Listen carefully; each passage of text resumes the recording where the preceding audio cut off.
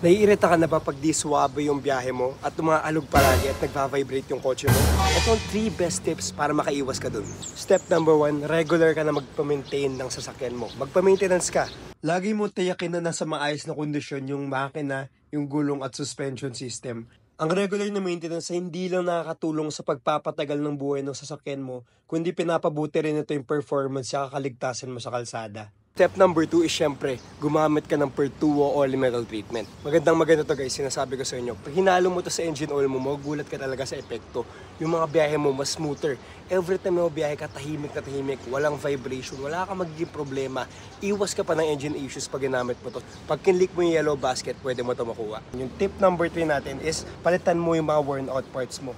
Safety mo nakasalalay dito. Marami kang maging problema na mawala pag always ka na nagme-maintain ng ating worn out part. So, ipacheck mo yan.